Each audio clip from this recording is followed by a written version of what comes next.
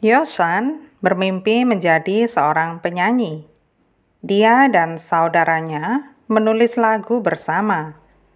Yosan ingin merekam lagu yang ditulisnya, tetapi dia tidak pernah mendapat kesempatan untuk merampungkannya. Yosan memang sering melarikan diri dari rumah kalau baru saja bertengkar dengan orang tuanya. Biasanya, dia akan bermalam di suatu tempat dan kembali ke rumah keesokan harinya. Dalam pertengkaran terakhirnya, kedua orang tuanya mengetahui kalau dia merokok marijuana. Yosan pun minggat. Tetapi orang tuanya tahu kalau dia pasti kembali ke rumah setelah 1 atau 2 hari dan mereka akan membicarakan masalah yang sedang dihadapi. Namun, setelah beberapa hari tidak mendengar kabar darinya, orang tuanya menjadi khawatir dan mereka mencoba menelpon dan mencarinya, tetapi nihil. Selang beberapa hari, ada tukang listrik yang tengah bekerja, melihat mayat seorang wanita di pinggir jalan, dan ketika diidentifikasi, ternyata itu mayat Yosan. Ketika ditemukan, tampak tenggorokannya dipotong dan sepertinya dia mengalami adu fisik. Selama otopsi, pemeriksa medis dapat menentukan bahwa luka di tenggorokan Yosan bukanlah penyebab kematiannya. Pemeriksa medis menyatakan bahwa si pembunuh telah membuat Yosan melakukan semacam gerakan gulat dan pelaku menekan serta mematahkan lehernya. Ada luka pertahanan di tangannya dan dia telanjang dari pinggang ke bawah. Di TKP, penyelidik menemukan sehelai rambut di salah satu lukanya. Tampaknya dia mencoba menjambak rambut penyerangnya dengan tangannya. Di TKP juga ditemukan jejak ban yang bisa menjadi bukti karena polisi bisa menuang cairan ke dalam jejak ban dan berpotensi menemukan mobil pelaku. Keluarga Yosan mencurigai Hansen yang berusia 60 tahun karena dia terlalu dekat dengan anak remaja. Ketika diselidiki, Hansen tidak memiliki riwayat kriminal, tetapi memang aneh kalau dia meminta remaja datang dan nongkrong di rumahnya. Selama pencarian Hansen berlanjut, para analisis sibuk mengukur gips ban dan hasilnya dimasukkan ke komputer. Pengukuran juga menunjukkan bahwa si pembunuh mengendarai mobil besar seperti SUV atau pickup.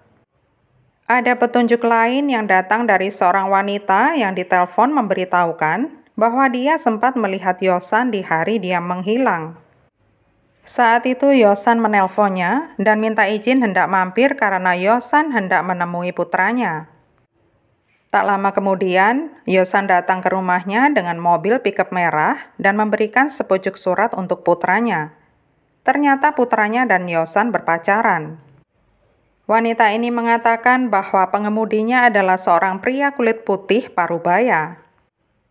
Di dalam ponsel wanita itu tercatat nomor telepon yang dipakai Yosan karena dia meminjam ponsel pria tersebut.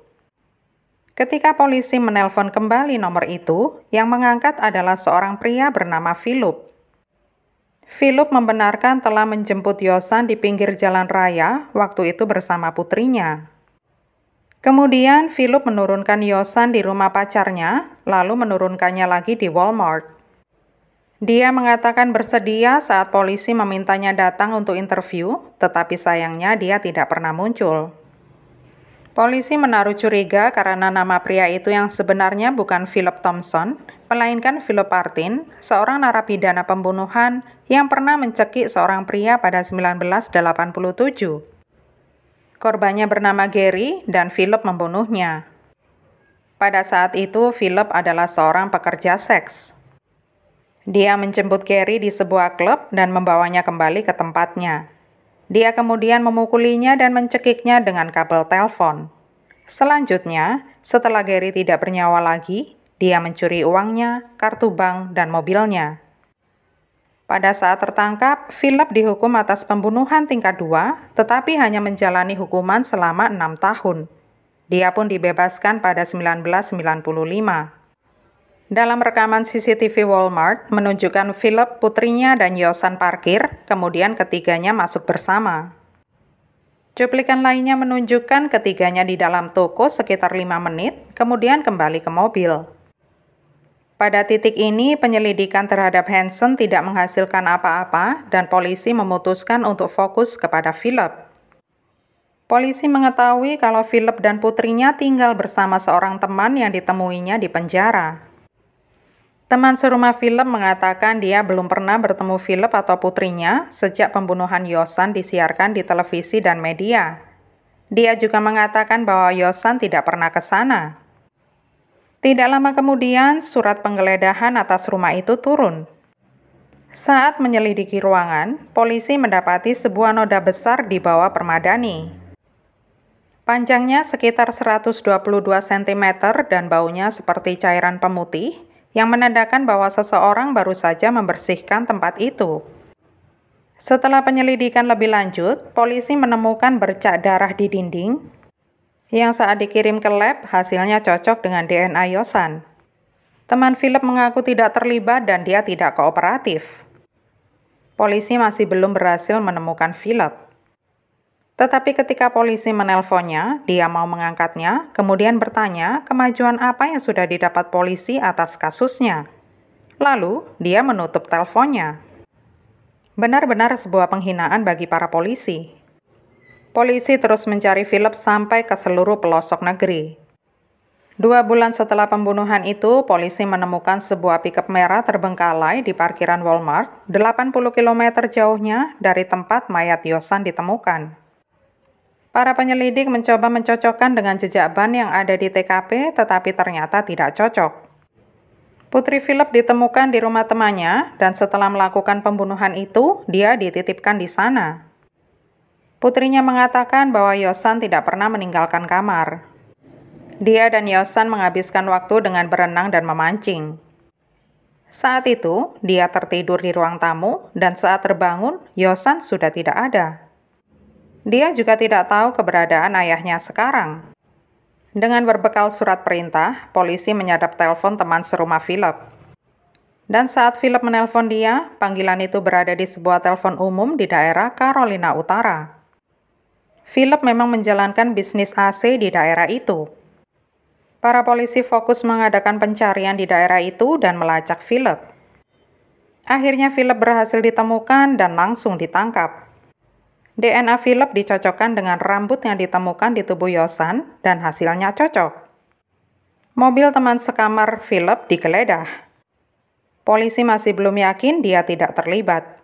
Di kursi depan, polisi menemukan noda darah.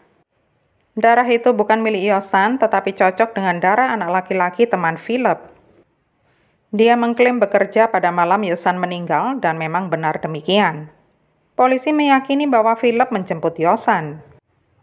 Pada sore hari, mereka bertiga pergi memancing setelah membeli beberapa barang di Walmart. Mereka kembali ke rumah. Diyakini bahwa Philip mendekati Yosan saat anaknya sudah tidur. Tetapi Yosan menolaknya dan karena tersinggung, Philip membunuhnya. Philip kemudian membawa mayat Yosan ke hutan dan dia meninggalkan bukti-bukti yang nantinya dipakai untuk menghukumnya. Philip diadili atas pembunuhan tingkat pertama. Dia dinyatakan bersalah dan dijatuhi hukuman mati.